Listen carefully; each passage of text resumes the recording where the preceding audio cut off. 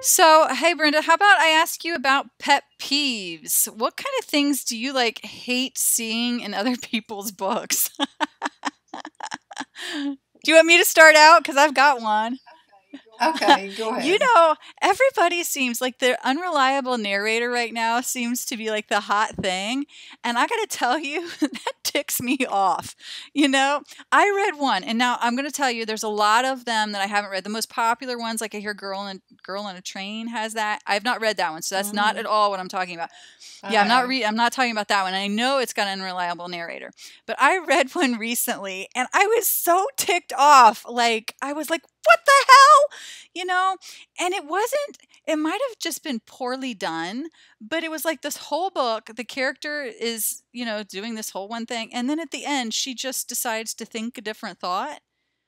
Like, and that's all it was. It was like, oh, she just didn't think this other thought the whole book, you know. And I was just like, you're kidding me. You strung me along this whole time and just conveniently forgot to think this other thought that like really would have just the whole book just wouldn't have been born, if you know what I mean. But it was just a thought, and that was the whole difference, the whole unreliable narrator thing. And I thought, oh my gosh, I am so disappointed in this, and it almost turns me off of reading other unreliable narrator ones because of that. Talk me out of it, Brenda.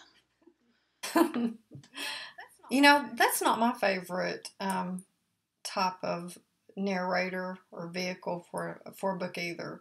Um, and this isn't exactly answering your question, but it is about pet peeves, but it's specifically about pet peeves when you're listening to an Uh-huh. audiobook. Okay.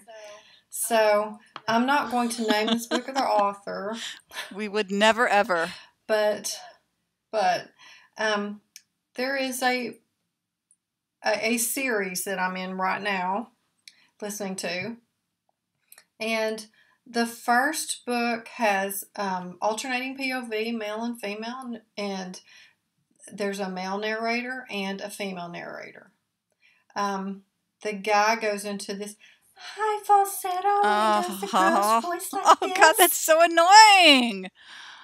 Oh, and I hope I don't give anything away, but the girl has to do the guy's voice, when she's doing his lines, and he has a Scottish accent. It's like, it's oh. terrible, okay? And so the story is good, but the narration, I just barely made it through. And this is one of those series where every book ends on this cliffhanger, Mm-hmm. severe drop. You have to read the next one to find out what happens, which is the sign of a good or a well written Right. series when you write that. And so I've made it through book two without just running myself off a cliff as I listen to this. And here's what's really bad, I really want to know what happens in book three, but I don't think I can do it. I've been there, and you know the other one that's bad too. The is when the woman tries to talk in the man's voice, and she's like, "Hey, you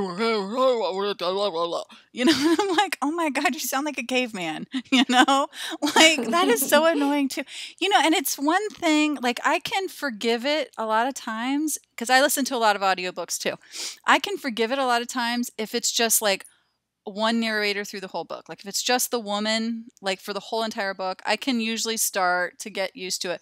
But when they start to switch back and forth and like you have the male narrating a section but he's still having to do a female voice, or you have the woman narrating a section and she's still doing the male voice, that to me is like very, it's like too much or something. Like if it was just one or the other I could probably handle it, but I guess too, what are you going to do when there's like, two POVs in the book? You know what I mean?